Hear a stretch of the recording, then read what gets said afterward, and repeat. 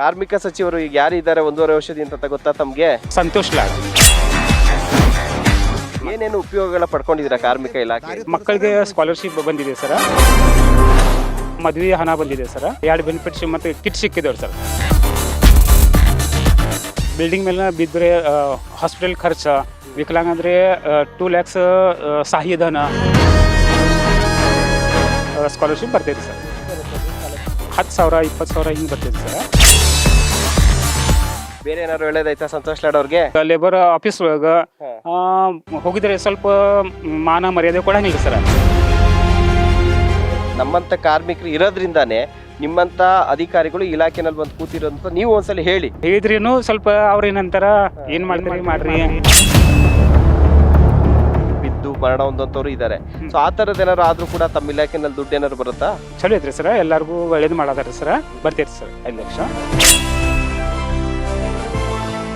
ಕಾರ್ಮಿಕ ಇಲಾಖೆಯಲ್ಲಿ ಅಸಂಘಟಿತ ಕಾರ್ಮಿಕರಿಗೆ ಅಂತ ಹೇಳಿ ಸಾಕಷ್ಟು ಯೋಜನೆಗಳಿದೆ. ಆ ಯೋಜನೆಗಳನ್ನ ಜನರಿಗೆ, ಅದರಲ್ಲೂ ಕಾರ್ಮಿಕರಿಗೆ, ಆ ವಲಯದ ಕಾರ್ಮಿಕರಿಗೆ ತಲುಪಿಸುವಂತಹ ಕೆಲಸಗಳು ಕಾರ್ಮಿಕ ಇಲಾಖೆಯಿಂದ ಸಚಿವರಿಂದ ಆಗ್ತಾ ಇದೆ. ಬಟ್ ಆದ್ರೆ ಆ ಪ್ರಯತ್ನಗಳಿದೆಯಲ್ಲ ಅವೆಲ್ಲವೂ ಕೂಡ ಕಾರ್ಮಿಕರಿಗೆ ತಲುಪ್ತಾ ಇದೆಯಾ ಅನ್ನುವಂಥ ಒಂದು ಪ್ರಶ್ನೆ ಕೂಡ ಇದ್ದೇ ಇದೆ. ಹೀಗಾಗಿ ನಾವು ಬೆಳಗಾವಿಗೆ ಬಂದಿದ್ದೀವಿ ಒಂದು ಗ್ರೌಂಡ್ ರಿಪೋರ್ಟ್ ಮಾಡೋಣ ಅಂತ ಅಂದ್ಬಿಟ್ಟು. ಸೊ ನಮ್ಮ ಜೊತೆಗೆ ಈಗ ಈ ಸೆಂಟ್ರಿಂಗ್ ವರ್ಕ್, ಬಿಲ್ಡಿಂಗ್ ಅಲ್ಲಿ ವರ್ಕ್ ಮಾಡುವಾಗ ಸೆಂಟ್ರಿಂಗ್ ವರ್ಕ್ ಅಂತಿದೆ, ಅದು ಒಂದು ದೊಡ್ಡ ಒಂದು ವಲಯ. ಸಾಕಷ್ಟು ಲಕ್ಷಾಂತರ ಸಂಖ್ಯೆಯಲ್ಲಿ ಕಾರ್ಮಿಕರು ಅವರು ಕೂಡ ಇದ್ದಾರೆ. ಸೊ ಆ ಕೆಲಸ ಮಾಡುವಂತ ಕಾರ್ಮಿಕರು ಇದ್ದಾರೆ. ಸರ್ ನಮಸ್ಕಾರ, ತಮ್ಮ ಹೆಸರೇನು ಸರ್? ದಯಾನಂದ್ ಬಸವಾನಿ ಚೌಗುಲಿ. ಓಕೆ, ಎಷ್ಟು ವರ್ಷದಿಂದ ತಾವು ಸೆಂಟ್ರಿಂಗ್ ವರ್ಕ್ ಮಾಡ್ತಿದ್ದೀರಿ? ಸರ್ 25 ವರ್ಷದಿಂದ ಮಾಡ್ತಿದ್ದೀವಿ ಸರ್. ಹೆಂಗಿದೆ ಕೆಲಸ? ತೃಪ್ತಿ ಇದೆಯಾ? ಕಷ್ಟ ಇದೆ ಕರೆ ತೃಪ್ತಿ ಇದೆ ಸರ್. ನೀವು ಕಷ್ಟಪಟ್ಟು ಸೆಂಟ್ರಿಂಗ್ ವರ್ಕ್ ಮಾಡಿದ್ರೆ ನಮ್ಮಂತವ್ರ ಮನೆಯಲ್ಲಿ ಆರಾಮಾಗಿ ಮನೆಯಲ್ಲಿ ಬೆಚ್ಚಗಿರ್ತೀವಿ. ಬರೋರು ಸರ್, ಅವ್ರವ್ರ ಡ್ಯೂಟಿ ಮಾಡ್ಬೇಕ್ರಿ, ನಾವು ಡ್ಯೂಟಿ ಮಾಡ್ಬೇಕ್ರಿ, ನೀವು ಡ್ಯೂಟಿ ಮಾಡ್ಬೇಕ್ರಿ, ಎಲ್ಲಾರ್ದು ಹಿಂಗ ಮಾಡ್ಬೇಕ್ರಿ, ದುಡಿಬೇಕ್ರಿ ಸರ್. ಸರ್, ಈಗ ಕಾರ್ಮಿಕ ಇಲಾಖೆಯಿಂದ ಅಸಂಘಟಿತ ಕಾರ್ಮಿಕ ವಲಯಕ್ಕೆ ನೀವು ಕೂಡ ಬರ್ತೀರಿ. ನಿಮ್ಗೆ ಗೊತ್ತಿದೆ ಕಾರ್ಮಿಕ ಇಲಾಖೆಯಿಂದ ಸಾವಿರಾರು ಕೋಟಿಯನ್ನ ತಮಗೆ ಅಂತೇಳಿ ಖರ್ಚು ಮಾಡ್ತಿದ್ದಾರೆ. ಕಾರ್ಡ್ ಮಾಡ್ತಾರೆ, ಲೇಬರ್ ಕಾರ್ಡ್. ಫಸ್ಟ್ ನೀವು ಲೇಬರ್ ಕಾರ್ಡ್ ಮಾಡಿಸಿದ್ದೀರಾ? ನಾವು ಮಾಡಿದೀವಿ ಸರ್. ಎಷ್ಟು ವರ್ಷ ಆಯ್ತು ಮಾಡಿಸಿ? 2013 ಮಾಡಿದೀವ್ರಿ ಸರ್. ಏನೇನು ಉಪಯೋಗಗಳ ಪಡ್ಕೊಂಡಿದ್ದೀರಾ ಕಾರ್ಮಿಕ ಇಲಾಖೆಯಿಂದ? ನಮಗೂ ಸರ್ ಮಕ್ಕಳಿಗೆ ಸ್ಕಾಲರ್ಶಿಪ್ ಬಂದಿದೆ ಸರ್, ಮತ್ತ ಮದ್ವೆ ಹಣ ಬಂದಿದೆ ಸರ್, 2 ಬೆನಿಫಿಟ್ಸ್ ಮತ್ತು ಕಿಟ್ ಸಿಕ್ಕಿದವ್ರು ಸರ್. ಕಿಟ್ಸ್ ಸಿಕ್ಕಿದವ್ರು ಸರ್. ಕಿಟ್ ಅಲ್ಲಿ ಏನೇನಿರುತ್ತೆ ಸರ್? ಸರ್ ಸೆಂಟ್ರಿಂಗ್ ಕೆಲಸ ಸಾಮಾನು ಮಟೀರಿಯಲ್ ಇರುತ್ತೆ ಸರ್. ಮಷೀನ್, ಹತ್ತೋಡಿ, ಕಟಾವಣಿ, ಬ್ರೇಕರ್, ಸ್ವಲ್ಪ ಮಷಿನರಿ ಸಾಮಾನು ಇರ್ತಾವ್ರಿ ಸರ್. ಮಟ್ವಾಲ್ಕಿ, ಸುತ್ತಿಗೆ ಎಲ್ಲ ಇದು ಮಟೀರಿಯಲ್ ಇರ್ತದೆ. ಎಷ್ಟು ಬೆಲೆ ಬಾಳಬಹುದು ಸರ್ ನೀವು ಆಚೆ ತಗೊಬೇಕು ಅಂದ್ರೆ ಕಿಟ್ನ? ಸರ್ ನಾವು ಹೊರಗೆ ತಗೋಬಂದ್ರೆ ಒಂದು 7,000 ಇಂದ 8,000 ಮಟ ಆಗ್ಬೋದು ಸರ್. ಎಷ್ಟು ವರ್ಷಕ್ಕೆ ಒಂದ್ಸಲಿ ಕೊಡ್ತಾರ ಅದನ್ನ? ಸರ್ ಹಿಂಗೆ ಇದ್ರಿ, ಸೀನಿಯರ್ ಸಿಟಿಸ್ ಮೇಲೆ ಯಾರು ಪೈಲ ಕಾರ್ಡ್ ಮಾಡಿದಾರ ಮತ್ ಕೆಲಸ ಮಾಡ್ತಾರ, ಎಷ್ಟು ವರ್ಷ ಕೆಲಸ ಮಾಡ್ತಾರ, ಅದ್ರ ಸಲುವಾಗಿ ಅವ್ರು ಚಾಯ್ಸ್ ಮಾಡಿ ಅವ್ರು ಕೊಡ್ತಾರ ಸರ್.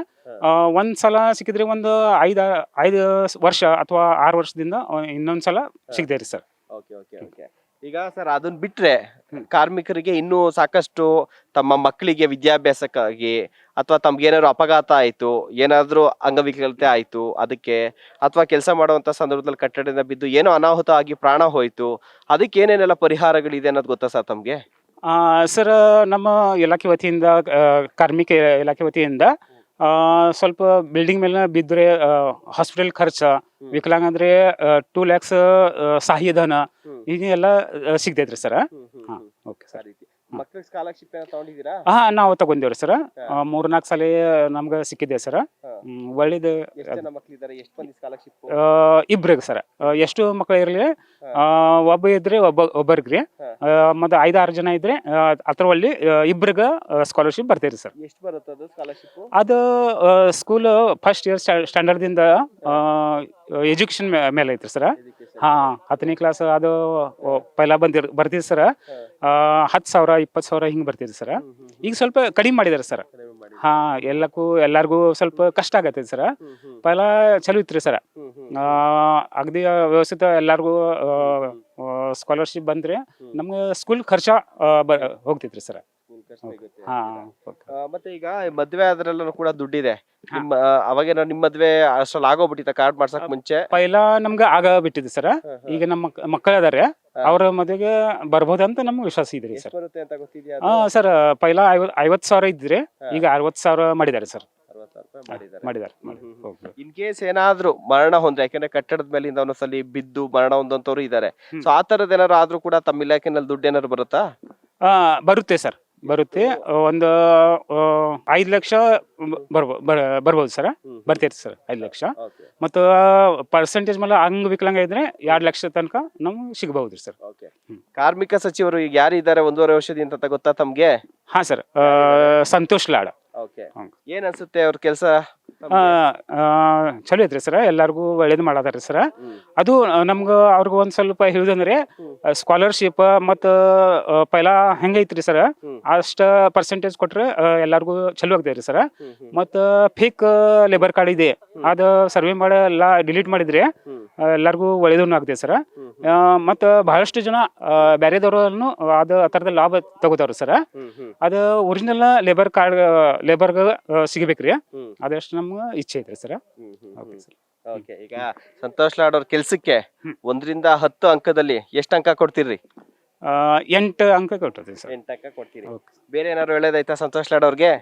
ಅದ ಹೇಳಿದೇನೆ ಸರ್, ನಮ್ಗ ನಮ್ಮ ಲೇಬರ್ ವತಿಯಿಂದ ನಮಗೂ ಸ್ವಲ್ಪ ಸರ್ ಕಷ್ಟ ಆಗತೈತ್ರಿ ಸರ್. ಅಲ್ಲಿ ಆಫೀಸ್ ಒಳಗ ಲೇಬರ್ ಆಫೀಸ್ ಒಳಗ ಹೋಗಿದ್ರೆ ಸ್ವಲ್ಪ ಮಾನ ಮರ್ಯಾದೆ ಕೊಡಂಗಿಲ್ಲ ಸರ್. ಅದ್ ಸ್ವಲ್ಪ ಅವ್ರಿಗೆ ಸ್ಟ್ರಿಕ್ಟ್ ಮಾಡಿ ಆಫೀಸರ್ಗೆ ಹೇಳ ಕಾರ್ಮಿಕರಿಗೆ ಹೋಗಿದ್ರೆ ಸ್ವಲ್ಪ ಅವ್ರಿಗೆ ಹೇಳ್ಬೇಕ್ರಿ, ಮರ್ಯಾದೆ ಕೊಟ್ಟು ಹೇಳ್ಬೇಕ್ರಿ. ಆದಷ್ಟು ಅವ್ರು ಮಾಡಿ ನಮ್ದು ಕೆಲಸ ಆಗ್ಬೇಕ್ರಿ, ಅವ್ರು ಸ್ವಲ್ಪ ಹೇಳ್ಬೇಕ್ರಿ ಅವ್ರಿಗೆ. ನೆಕ್ಸ್ಟ್ ಟೈಮ್ ನೀವು ಹೋದಾಗ ಹೇಳಿ, ಕಾರ್ಮಿಕ ಇಲಾಖೆ ಇರೋದೇ ನಮ್ಮಂತ ಕಾರ್ಮಿಕರು ಇರೋದ್ರಿಂದಾನೆ ನಿಮ್ಮಂತ ಅಧಿಕಾರಿಗಳು ಇಲಾಖೆನಲ್ಲಿ ಬಂದು ಕೂತಿರೋದಂತ ನೀವು ಒಂದ್ಸಲ ಹೇಳಿ, ತಪ್ಪೇನಿಲ್ಲ ಸರ್. ಹೇಳಿದೇವೆ, ಹೇಳಿದ್ರಿನು ಸ್ವಲ್ಪ ಅವ್ರ ಏನಂತಾರ, ಏನ್ ಮಾಡ್ತೀರಿ ಮಾಡ್ರಿ, ನಮ್ಗೆಲ್ಲಾ ಮುಂದ್ ಗುರ್ತೈತ್ರಿ, ಹಿಂಗ ಮಾಡ್ತಾ ಇರ್ತಾರ.